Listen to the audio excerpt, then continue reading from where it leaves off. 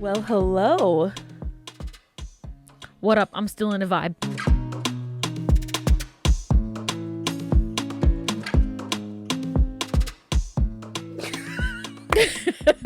Sorry, I had to ride that vibe till the end. I don't know why. It was just hitting me different. And when you said it, I was like, I really feel it. Thank you. So welcome. Welcome in. Welcome to the Willow Hour, besties.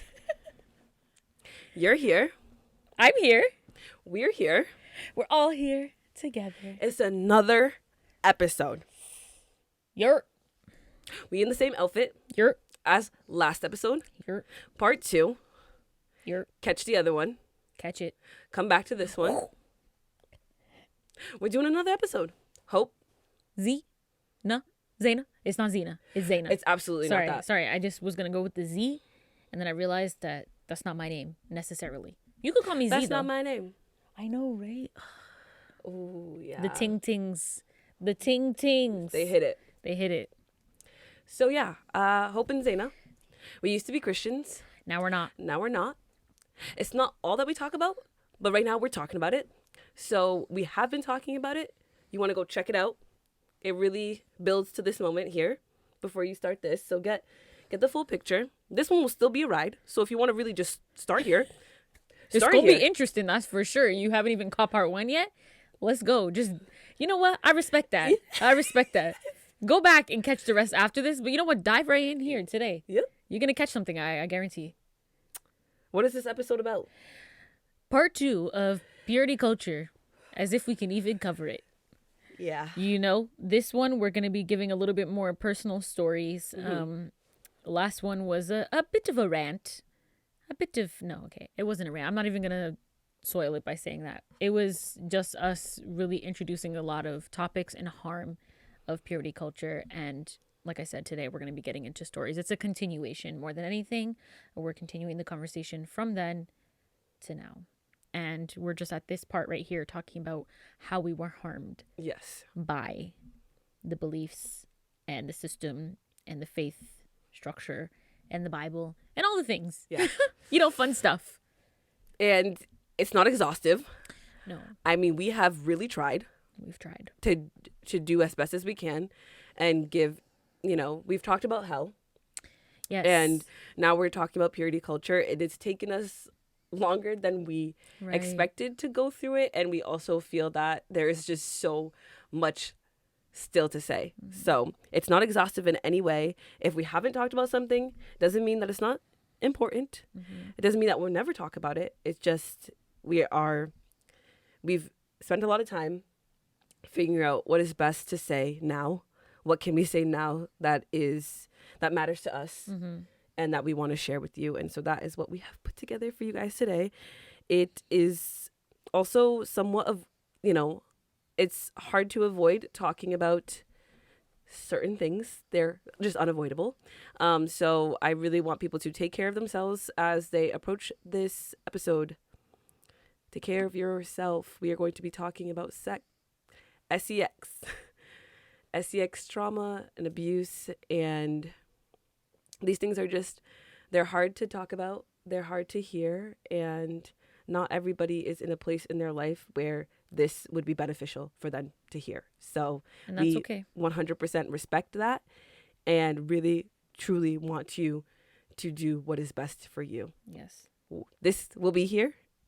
So if there is another point where you're ready for this, we're going to be here. And we're also going to be talking about other things too. So you can join us. And we exist on other platforms to connect there as well. Mm-hmm. So, yeah.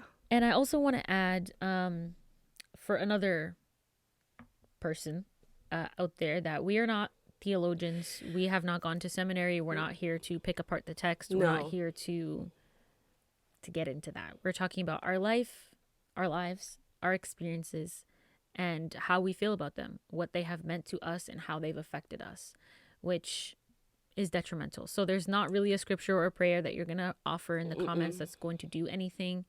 So yeah, we just ask that you listen if you can, stick around and have a curious conversation with us. Otherwise, we would ask you to just leave. And yeah, it's just maybe come back at a time where you're able to listen. If not, then that's okay. And we wish you the best. Yeah, this is just not the place for it. Yeah, we don't welcome that. We don't, and it would be incredibly hurtful and harmful. So yeah, we're not going to be converted. That's for sure. No, we're not going back. And please leave anybody alone in the comments as well. Please, won't go back. Yeah. So we are gonna get into it. Oh, we gonna get into it. Okay. All right. Okay. Let me take a sip right here. Yeah. Everybody gear up, honestly. Okay. I mean, yes. Chouvelet. Yeah.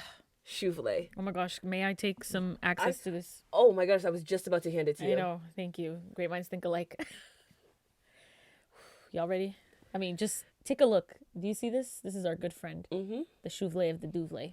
And, you know, I originally brought this good friend on because we're going to be digging just into some shit today. Sorry, maybe not. That's not the proper word. Just hard things, difficult things. And hopefully we'll be all here for each other to embark on this process. And so thank you for being here.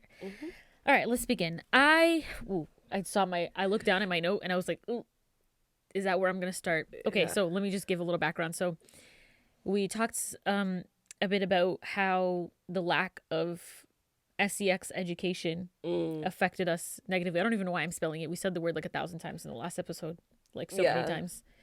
You know, so who knows where it's going? We don't know what we're doing. I'm just kidding.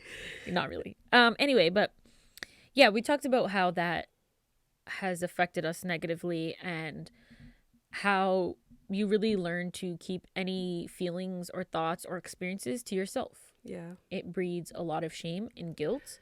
And so that's kind of where I wanted to start from my experience. I experienced SA, and I had no language for it because I didn't know anything about anything other than what not to do, and that there was wrong and bad, and that this is all shameful stuff that doesn't get talked about, that shouldn't be talked about, and there is probably nobody that you could tell or should tell that is not going to maybe judge you, make you feel negative, or scare you, or just it's a scary experience that you should really just keep to yourself. No one helped me to understand it, and no one talked openly about sexuality. So considering everything that we learned about men and about the responsibility of me to keep people away from me and to help other people not to make mistakes. How does this make any sense? I don't even know how the words are coming out of my mouth, but considering what I was taught about my responsibility to men, how could I not then blame myself for what I experienced?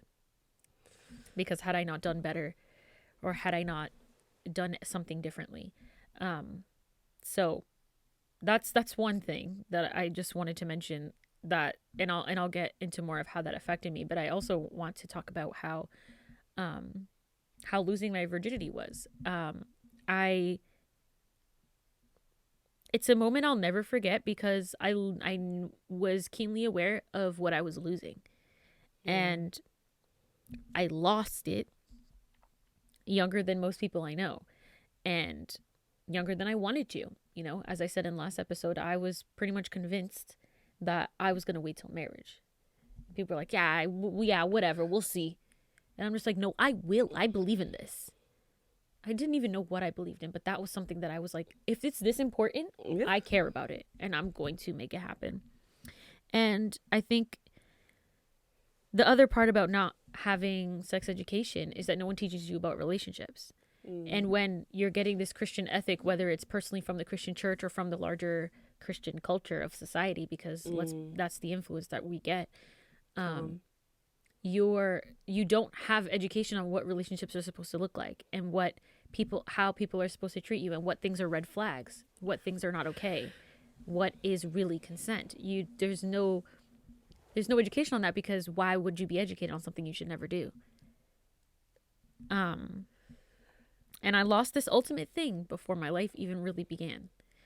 And so the rest of my life, what is then? Guilt, shame, inferiority. Because once you lose that, there's a huge demerit on your marryability, on your desirability from, from anybody in the church, any man who wants to marry me.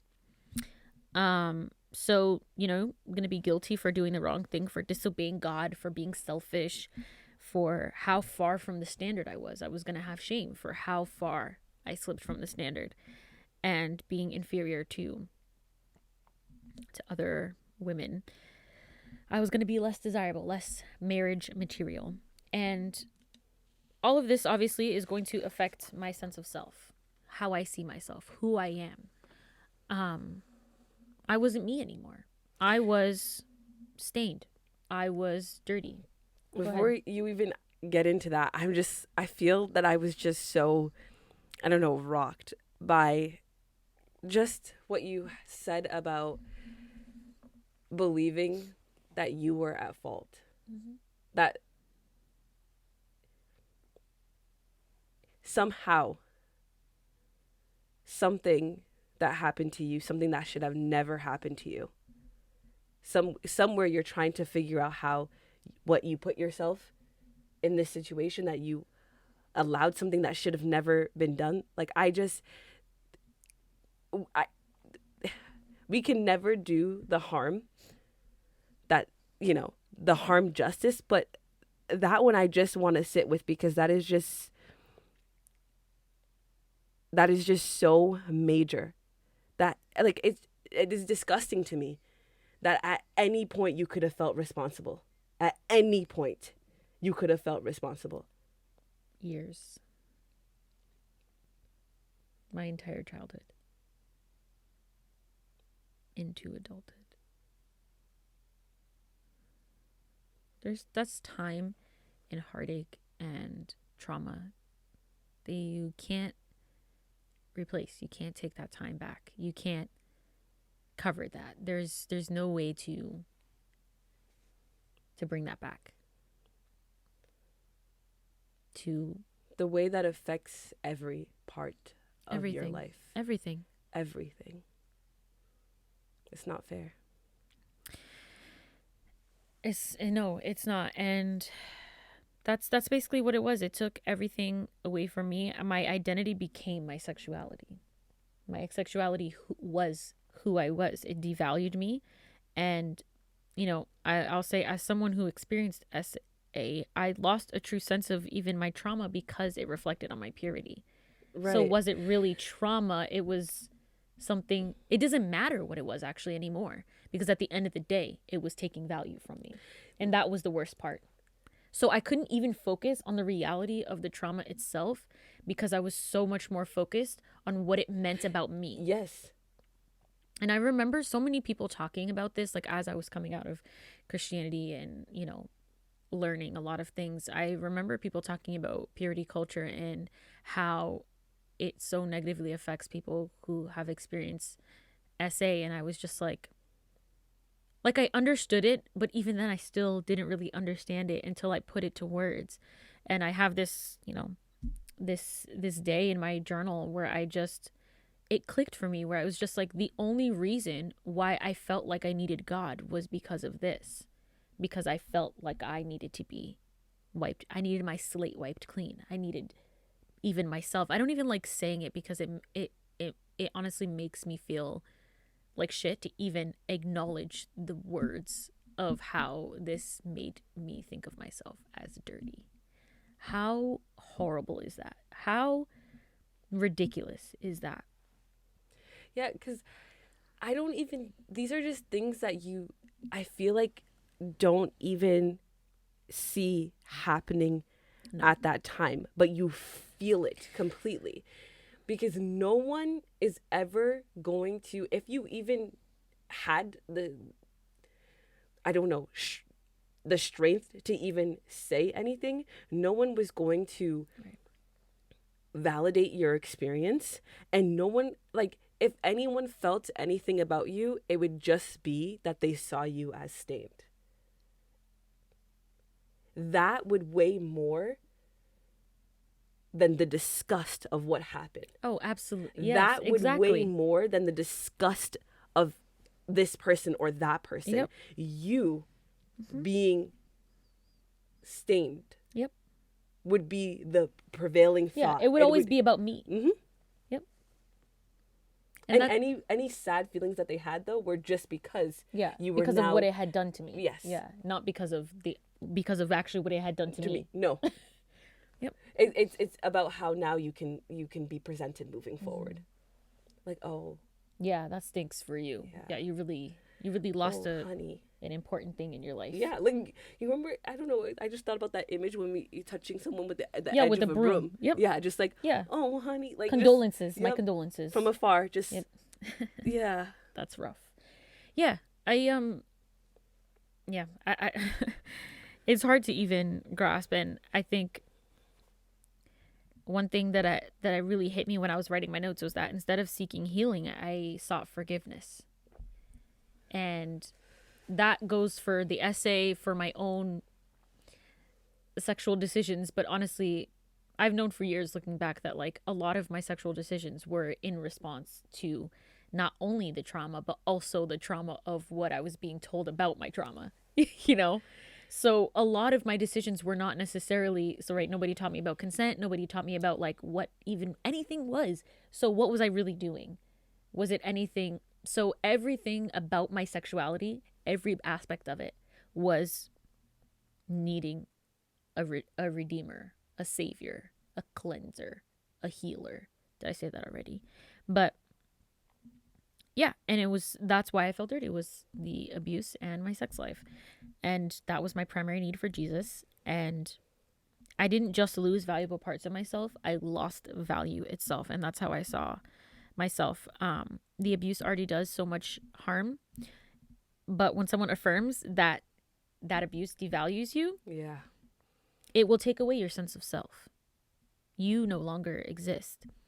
I was nothing without God. That's what the Bible already says as it is. I was nothing. I didn't matter. I wasn't worthy of good things. When it came to self-harm and self-destruction, whether it was physically or emotionally, I destroyed myself because I felt like I deserved to be destroyed. Even those words, just writing them, thinking them, feeling them at any point, there's just nothing, like you said, there's no way to even grasp it or to give it the time that it deserves. But Christianity taught me that my essence was damaged with little hope for true recovery. Because even after being saved, this was still my life. This was still who I was. And even with healing, even as I was healing through this trauma and abuse, I still believed that I had less value than I was born with. That it wouldn't even be restored to me until God gave it back, like at the end of the world. Like not even by being saved by Jesus. It would be like an end of the world thing. Like when I finally met Jesus face to face and like I was given a new body and a new life, then it would be fresh. Then I would be new. Yeah, but here and now, it was never going to go away. And Psalm 51 was my chapter. Oh. And if you know Psalm 51, Psalm 51 is the chapter where David is like guilty for having like done. Yeah. With Bathsheba. It's a whole thing. My point is, it's an entire chapter of him like begging for forgiveness from God. And him saying, I try not to write too much, but it was like, don't keep looking at my sins. Remove the stain of my guilt. In my scripture was 51:10. Create in me a clean heart, O God. Renew a loyal spirit within me. Mine was renew a steadfast spirit within me, whatever version that is. Do not banish me from your presence, and don't take your Holy Spirit from me.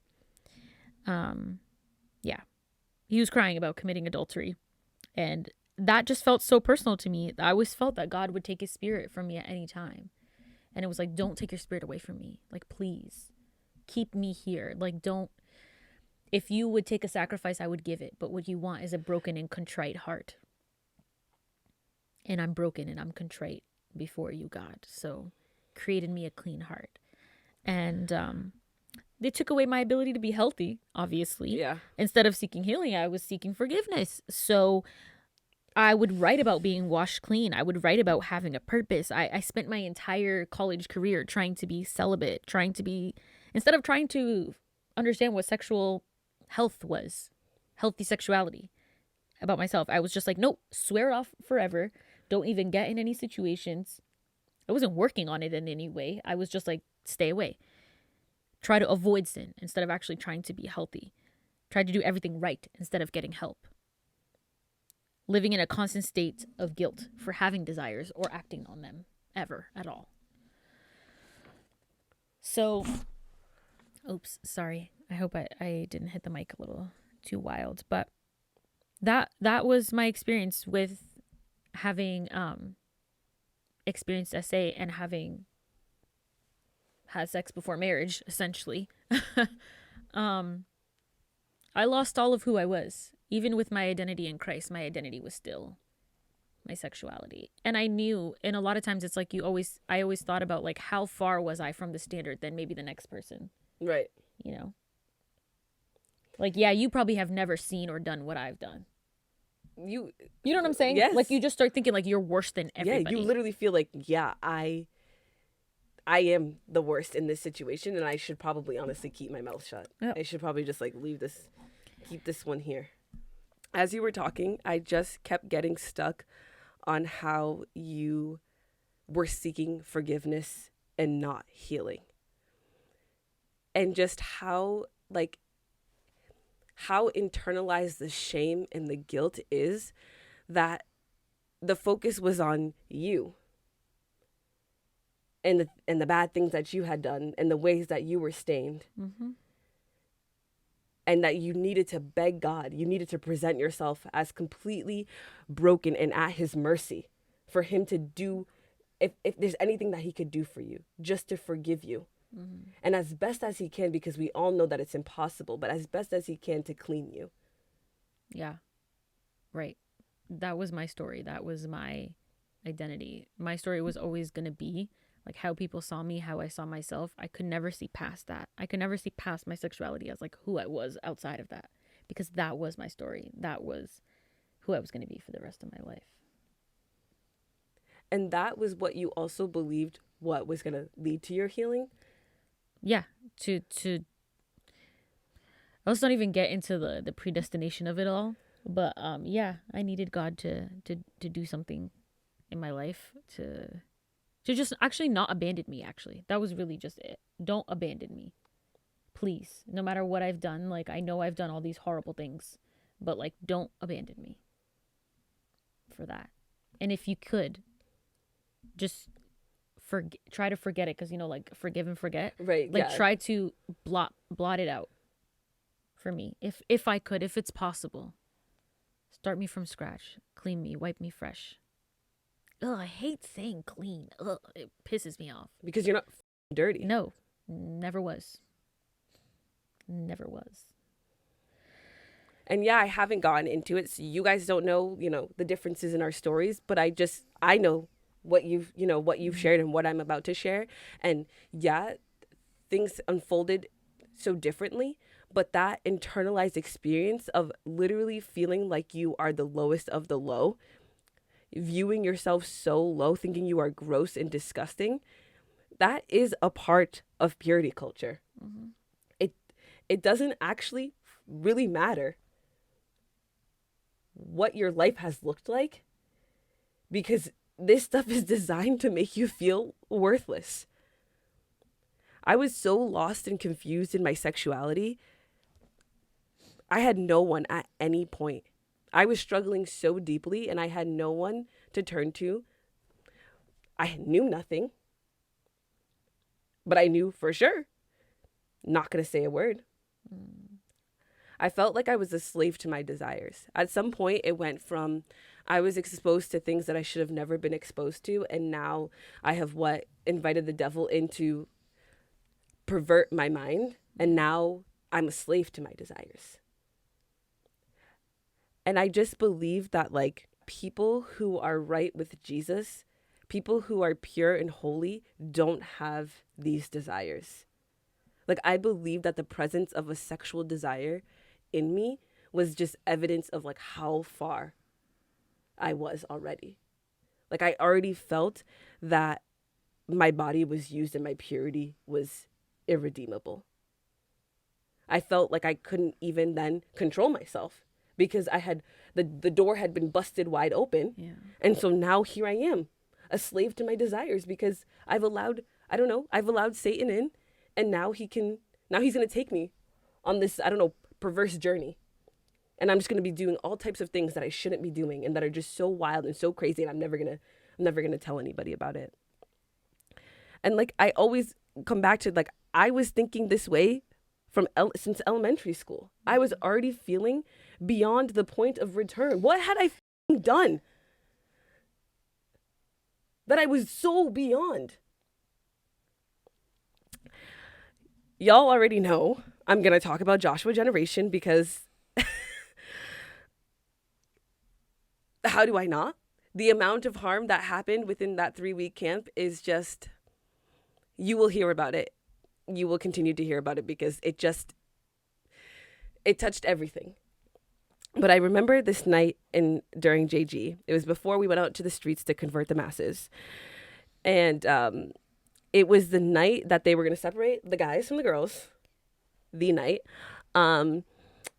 They were going to give us the purity talk, which is not to be confused with a sex talk. We were not going to actually receive any sex education. It was all going to be about purity. And so we had 3 women. And these 3 women were examples. We had one woman. No. She was the used, damaged goods. Honestly, I'm going to puke. Then we had another one. She was the celibate champion. From what we had known, it had been definitely 7 years. Maybe she was still a virgin at this point. It was a little unclear, but 100% she had been pursuing Jesus and only Jesus, staying single and celibate for 7 years. And then we had the third one, who was the picture of, like, in a sense, doing everything right, and what God grants you when you do things the God honoring way. You are, granted love, marriage, and the gift of motherhood. So now we have these 3 examples, and each of them was going to tell us their story. The used one was going to tell us how all of these sexual decisions that she made really ruined her life. And that would have been me. So let's just be clear that this is how they brand you. That would have been me. My story would have forever been that girl. I would have been at every conference, at everything, I'm the dirty one. I'm the one who's going to tell you how bad it is when you do sex. Yep. And it's going to ruin your life. And just think about not only what that's so sick. And I am sorry. I mean, she chose to be up there, but I'm still sorry for her. But did she? Yeah, really, did she choose? But I'm just like, however you got here, I am sorry that you're here. And I'm sorry that people have used your story in this way. This is disgusting. That is the true disgusting here. And we were all to look at this person as, like, what happens when you do this. Like, this is, like, not only are we going to tell you not to have it, but, like, do you want to end up like her? That is so horrible. This is so horrible.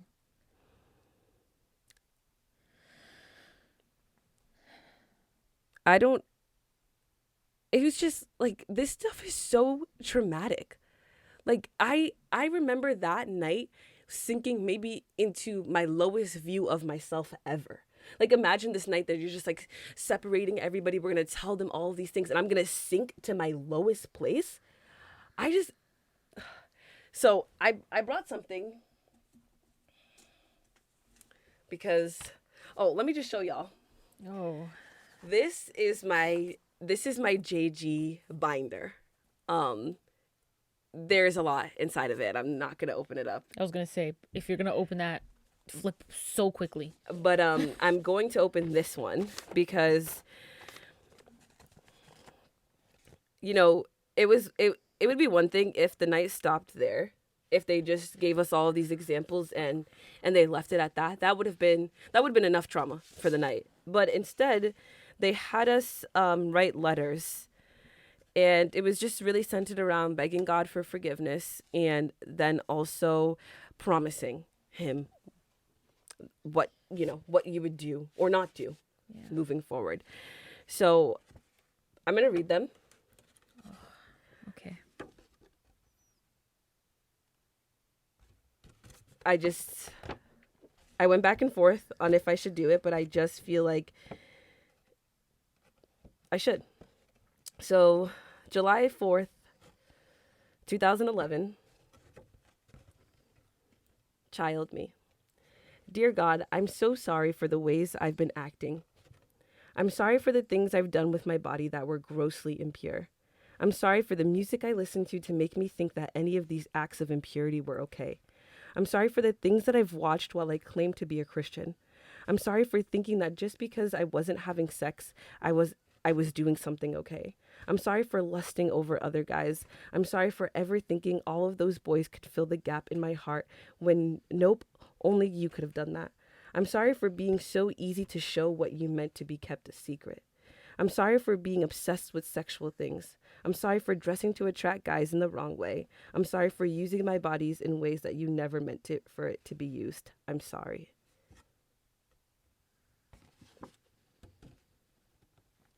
I remember writing this letter because we were all sitting there in like this big sanctuary, and I remember I was like, this is the tamest way, or like the lightest way I could put everything, because if I ever actually put it on paper, that means somebody could find it. Because in that moment I was like, I am going to put it all out here, and this even felt far to write, but I was like, I will actually never say, But you're still ashamed. what I've done either. Yeah. I will never actually put words to it.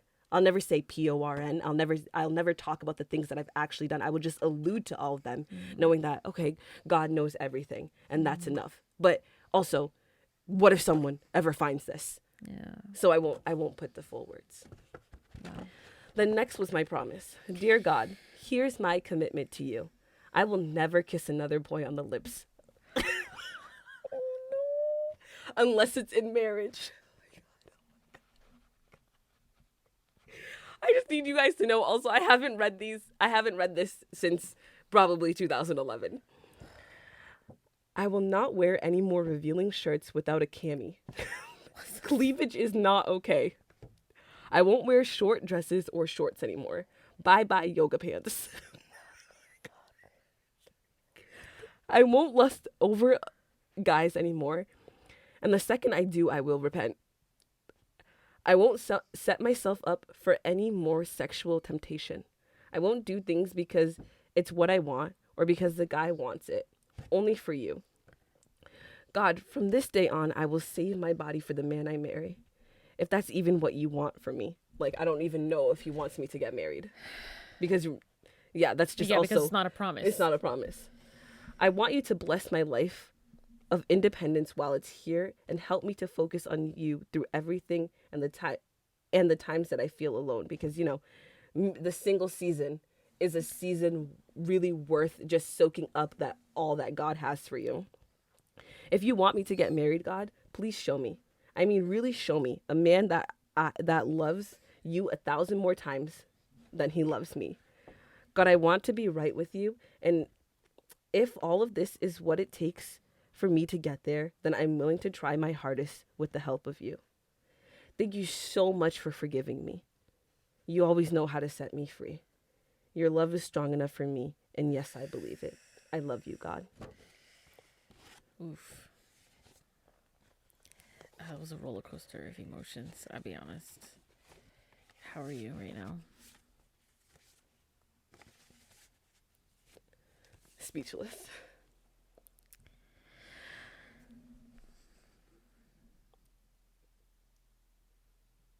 I really wanted to read it because it's hard sometimes to remember exactly how I felt and get into that place when I really, truly, deeply believed all of these things. But I felt also that I needed to make the wildest commitment ever in order to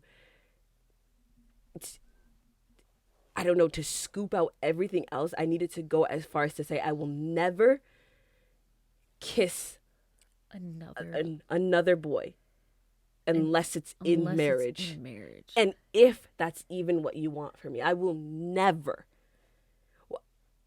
Why are they having kids making vows like this? What? But that's the thing. Like, I went from that night, I went from, I'm the most disgusting person, and I will never do anything. All in one night, I felt the grossest, lowest, most awful I had ever felt. Truly felt like, that's the thing. Like, at this point, like you guys, heard in the letter, I hadn't had, sex as what, a lot of people will recognize as sex. I hadn't even done the forbidden thing, but I didn't need to. I didn't actually need to do the thing that they told me not to do when I was like 5 years old for me to already feel so low, so irredeemable. I wanted to like die that night. I literally felt like there was that this is it for me. I have nothing else to offer. I'm honestly shook that you shared that, and I mean, I'm so glad that you did, but so many feelings, so many feelings. I have so many feelings, and it's so foreign to me, what you're saying, and it hurts me so much to hear you just talking about feeling this f***ed up and dirty and messed up, having had thoughts, simply thoughts, to make you feel this low. And it makes me want to scream to anyone who will listen how harmful this stuff is, because how someone can feel like they want to unalive because of thoughts that are normal and healthy to have. I felt like I feel like I can't even do it justice how low I viewed myself. How, like, I keep coming back to like disgusting, gross, perverse, just like, literally I felt like, oh my, like this is it for me though. Yeah. Because really though, this is all I have to present. This is my worth. This is my value. Yes. And it's shot. And I have done things that I don't even, at this point, don't even believe that other people have done too. Yep. I feel that I've gone farther than just about everyone around me. So now I'm not just like baseline with everybody else, struggling and trying to figure out this life. I've gone farther.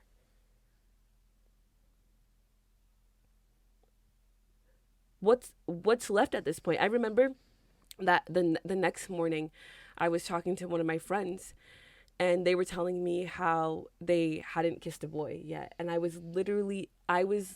when I tell you, I was like, I wish I were you. I wish that was my story.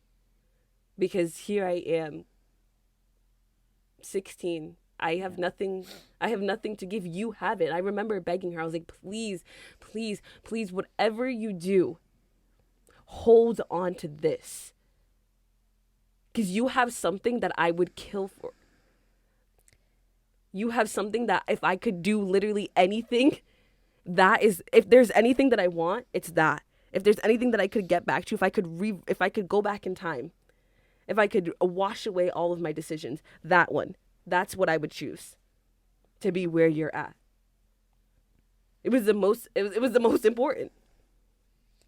That just gets me, because it makes me think about me begging you to not lose your virginity. I was like, I got on my knees. It was like, don't do it.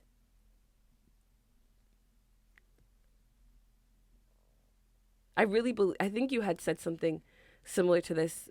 I just believe that like my story, that my issue, like everybody has their thing. Everybody has their thing that they struggle with. And mine is just sexual sin. That's my, and I guess that's just what it has to be. I'm sad that it's this, because I feel like this is the worst that it could be.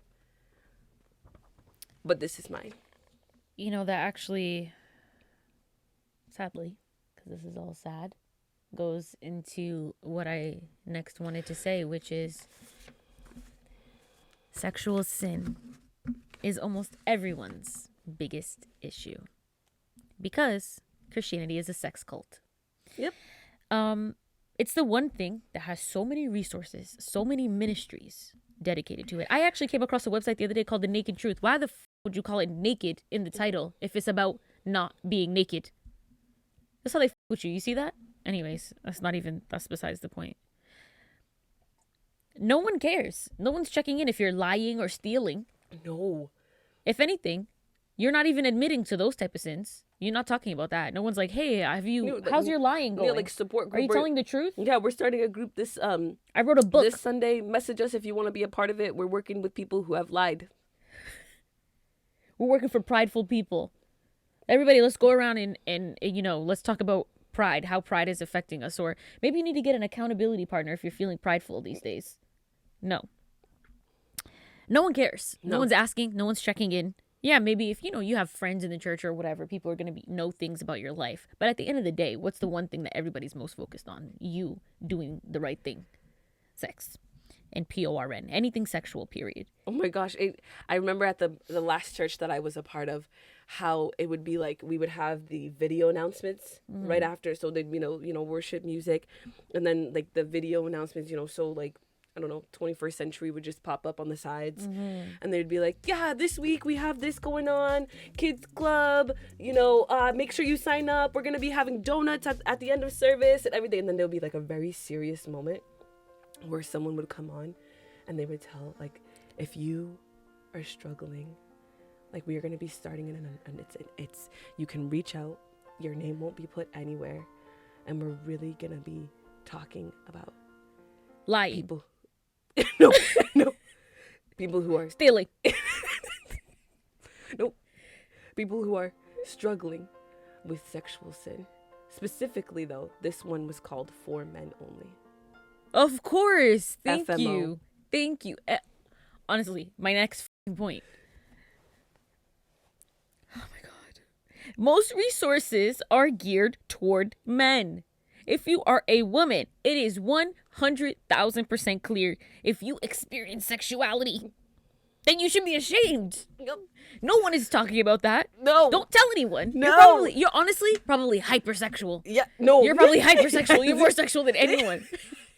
Because how are you even at this point? Yep. How are you even here that you're even thinking about that this is an issue for you? Scary. No, because that completely intensified my whole entire experience. Yes. Was that I was a girl. Yes. Struggling with sexual sin. Yep. Unheard of. Yeah, unheard of. Untalked about. Never acknowledged. Nope.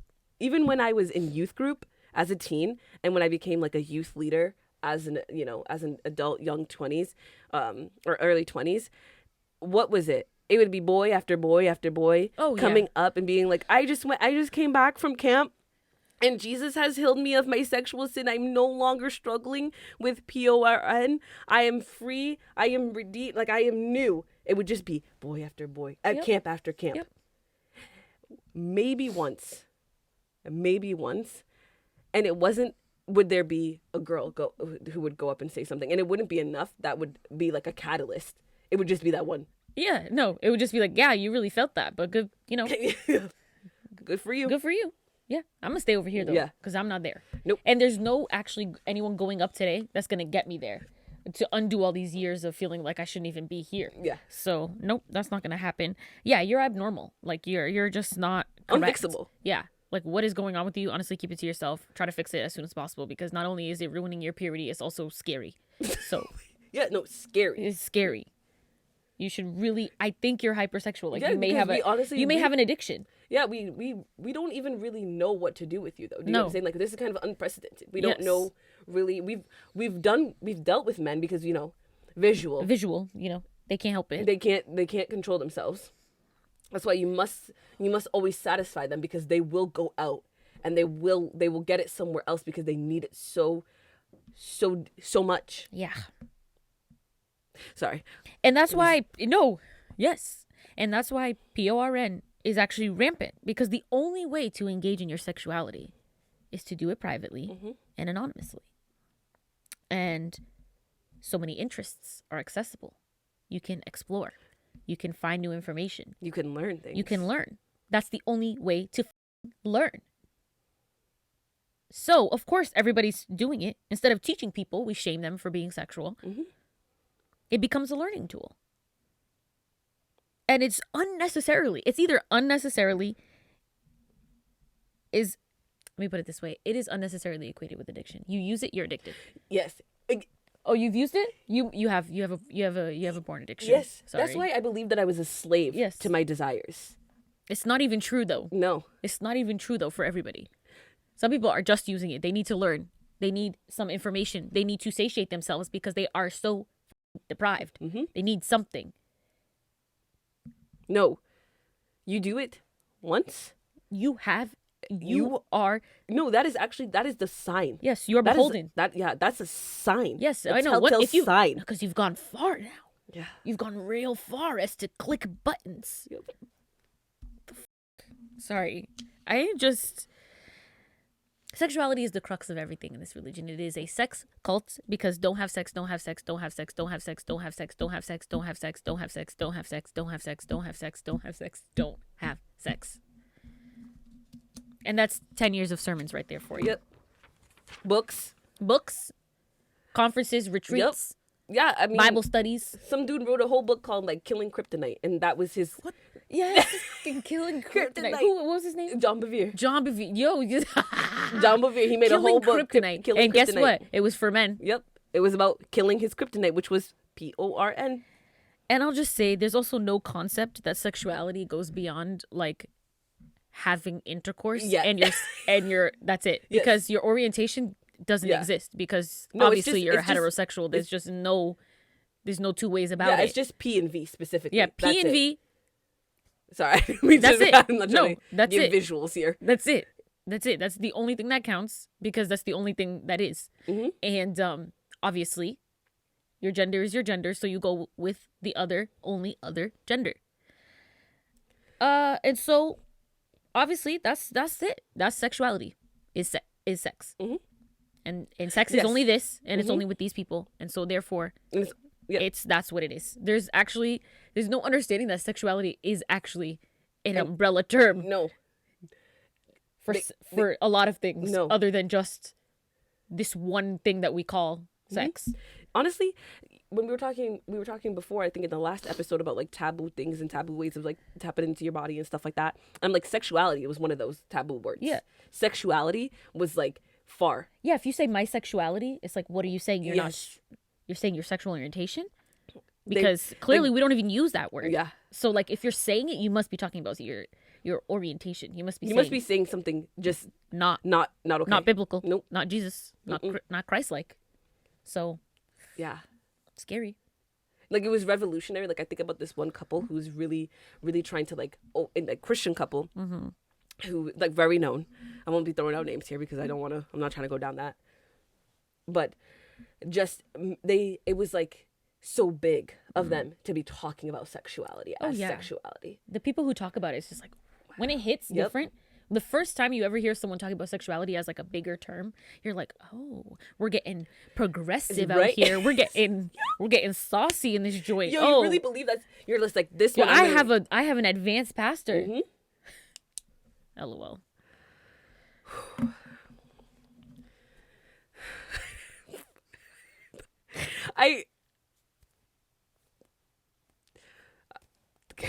Literally, it's like, what is to be said? The manifestations of harm due to purity culture are innumerable. Like, we just innumerable. Because what? I'm just like thinking, fast forward to the years, through the years, to the traumatic loss of my virginity. Mind you, it was to the man of my dreams and the love of my life. But yes, it was still traumatic. Because like we had said earlier, like my goal in life was no sex until marriage. So I was feeling really down and really low about myself. But the one thing that I could just hold on to was the fact that I was still what people would consider a virgin. I still had that. And I knew that, like, that is just, I just have however much longer I have until God grants me a husband. But I have made it farther than most. Yes. So I'm going to keep going. So you can imagine doing it before I do was so off. Like, it wasn't awful. Like, it was amazing, and it was absolutely something that I wanted to do. But I felt so awful about it. I felt so bad. It was then, I feel like I was, at this point I was in college, and I feel like it took over my mind before, like, my studies. Like, I'm over here thinking about this thing that I've done that I can never take back. Yeah. But then also I'm just like, but where is I'm struggling to see where the wrong is, but I've been told my whole life that it has been hammered into my head that it is wrong. And it's so crazy how something good can then end up being traumatic. Yep. You wanted something to do beautiful Yep. could end up being traumatic. And so I couldn't take this beautiful moment, this decision that I made, no one forced me into, that I wanted to share with this person. They stole this experience from me. Completely. Like, I had done it at that point, so I had to just move forward. But also just like, I just remember every day that we progressed in the relationship, all I could think about was this big ass mistake that we made.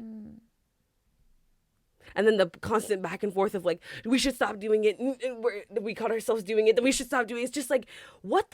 Like, I have bigger things in my life to worry about than this back and forth. This is stupid. This is foolish. This is garbage. You're an adult. I am making a fine, healthy, safe, beautiful decision. Yep. Everything's okay. I'm okay. They're okay. Yet now this is literally all in my brain. And I told you guys before that, like, I was like trying to like salvage any part of anything that we had still going. Like, between that moment and our wedding, I was just like, I mean, really, like, what did I even have left? Do you know what I'm saying? Like, what Yeah. what was left of this, like, this union? There was nothing. I had taken the one thing that was reserved that would have made this relationship between him and me special, and it's already gone. Yeah. That's why it's saving the unsavable. There's nothing to save. There's nothing to redeem. Like, to believe that, for me to believe that I could also, it's not even real. So, like, let me just make that clear. But for me to believe that there was something that I could do was just a waste of my time and energy. Not only was it just, harmful, but it was just a flat out waste of time and energy. I'm trying to, like, and then also trying to, like, I don't know what I was trying to do, but I was just like, we have to fix this. We have to save it. But there's no going back. You have sex. Like, where Yep. Yeah, they tell you both. Like, you have sex, but also, like, you need to. God is a redeemer? What? And then I think about this other piece of it, which is like, okay, we're supposed to save ourselves. Mm-hmm. And the expectation is that the other person saves themselves. Mm-hmm. So in this perfect, beautiful, idealistic situation, I have saved myself. Yeah. And they have saved themselves. Right. Of course. And now we are both sharing our first sexual thought ever with each other on the night of our wedding. Yep. And so when I met him, I didn't care. I was like, I know what you did before you met me is simply what you did. before you met me. But then all of a sudden, as I'm starting to feel this huge guilt for what we've done, now I'm also overly preoccupied with what he had done before me. And now I cannot move past the fact that I wasn't his first. It took years for me to get over it. Years into our marriage, I was still constantly, it was like a haunting thought to think about how I wasn't his first.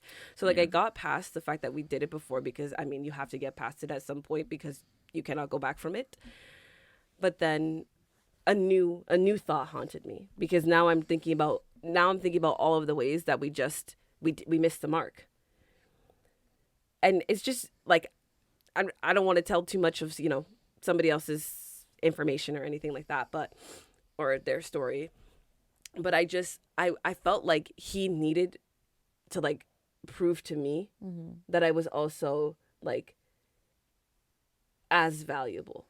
More valuable. Like more, like this experience was so much more than what he had previously experienced. Now I needed him to validate me and then also determine like my worth. Like I just need to know that like it was me, because they said that I was supposed to be your first, and like you were mine. Like, yeah, we did it wrong, but like I waited. Yeah. And so now I need you to make me feel something about something that happened way before you even met me. Like, yeah.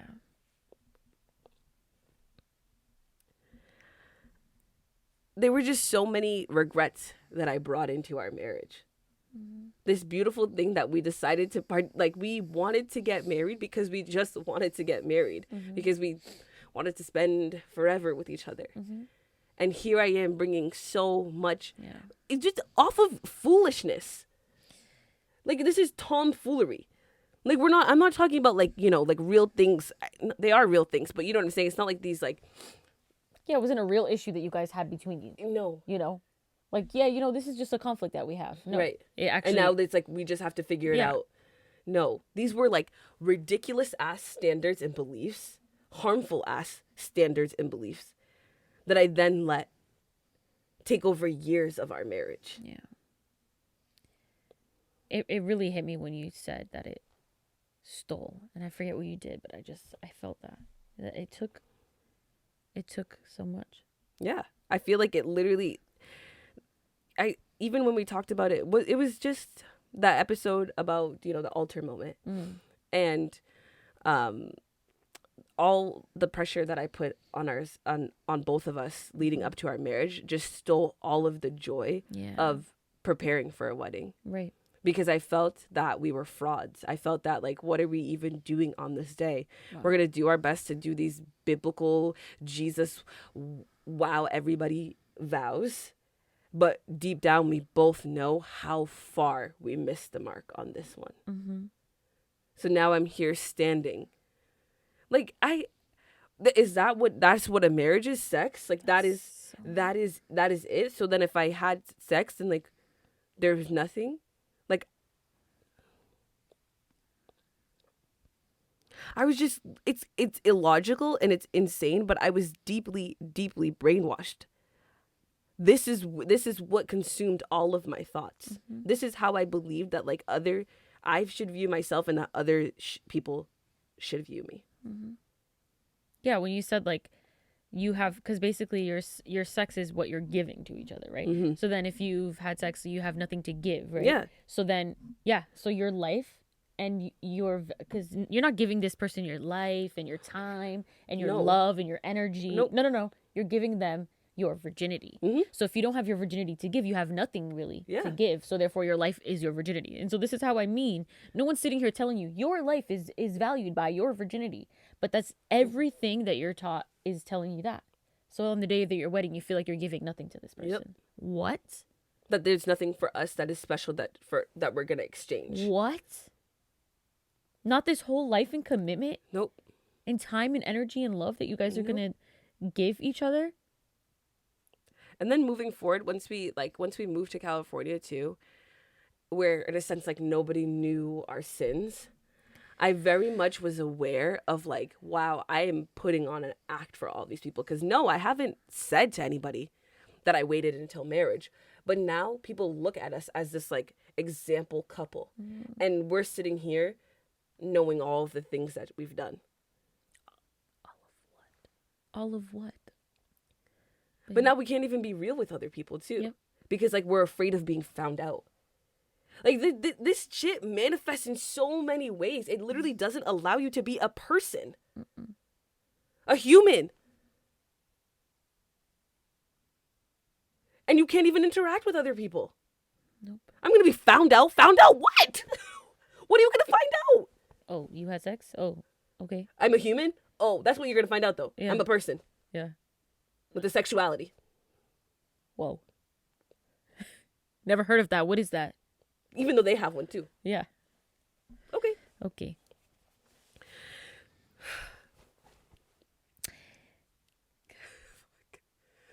Yeah,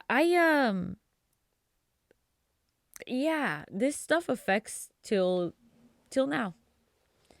You know, sex is treated as a one-dimensional thing.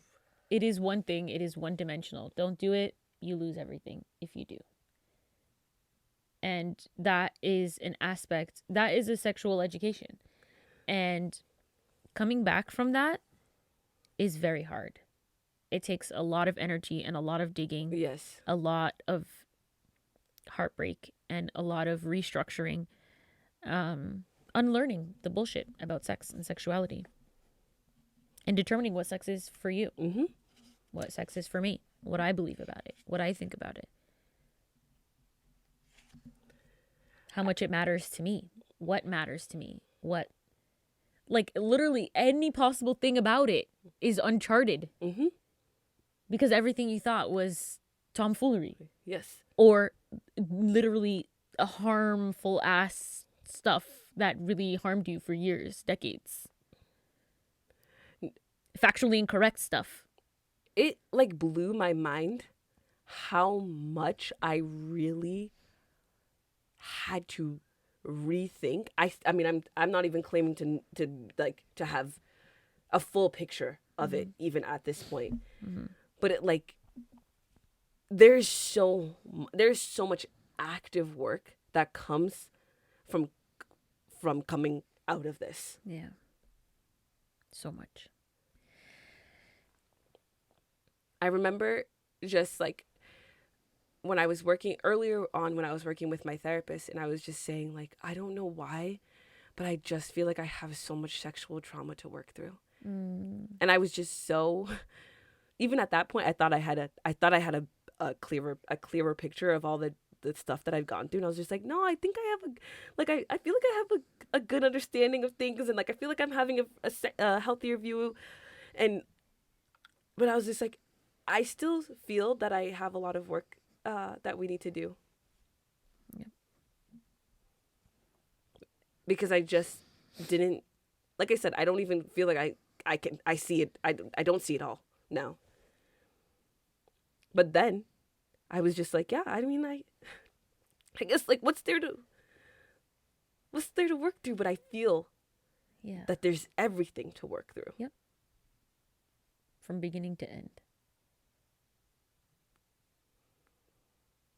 Yeah, I wanted to share a memory and some thoughts before we close out.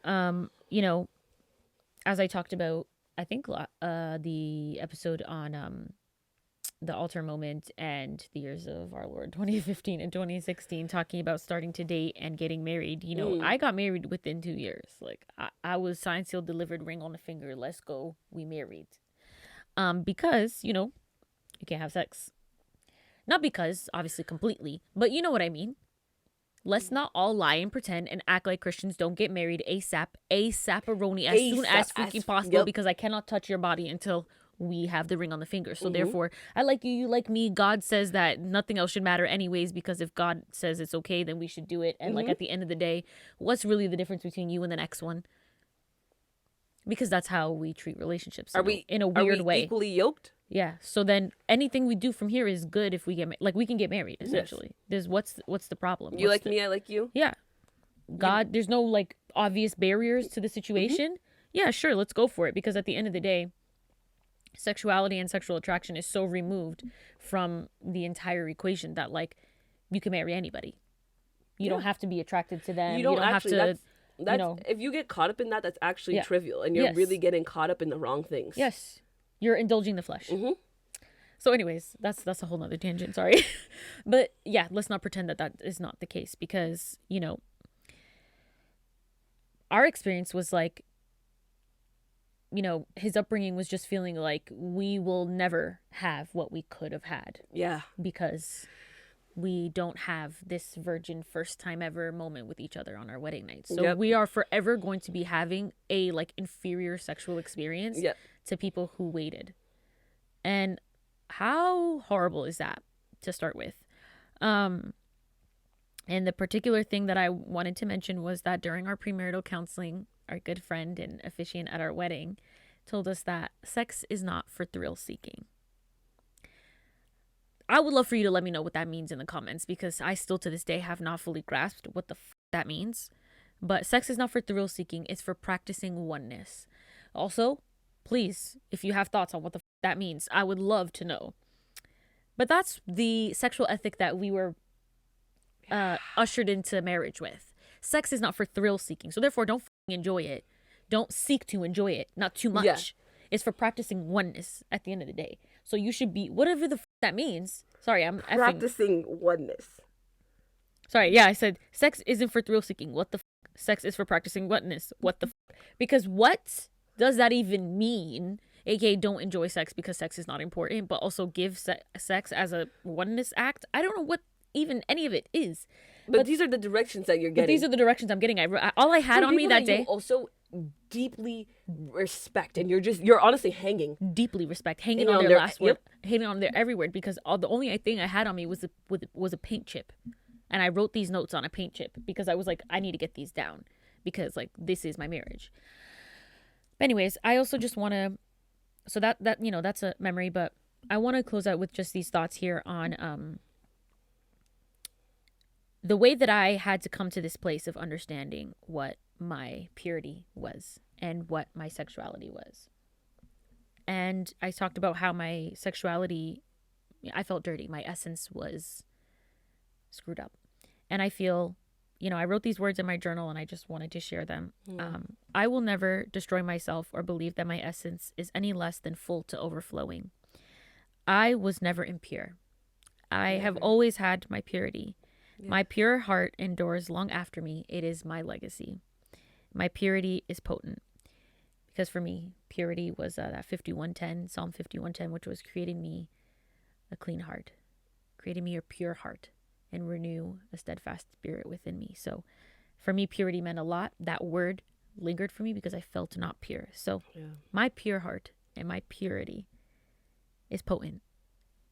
And I don't need Jesus's blood to wash me because I was never dirty. Jesus can keep his blood. Thank you very much. Having sex with people doesn't tarnish my essence. Being essayed doesn't tarnish my essence. My sexuality is my own to create and celebrate. Absolutely nothing can tarnish my essence. It is eternal, I believe. So I love that. I just wanted to end with that. And subscribe if you haven't already. Check out search us on the Willow Hour anywhere you can find us. Take a whole ass breath after this. Take a whole ass breath. Sorry, just, we have gone so much over time. I'm like, let's wrap this. Thank you so much for being here. We've really given so much, and please let us know how this is resonating with you, if it is in any way, shape, or form. We would really appreciate the encouragement and connection with you, even if it's through Insta or private message, whatever. That's fine. Thank you. Our individual accounts, hit us up and give us some words. If you have any. Yeah. Okay. This is all I feel. So and also, yep. Cash money dollars, baby. Yeah, the emotional toil is heavy. Yeah. I'm feeling like it's just a close, and see you later. Yeah. Bye.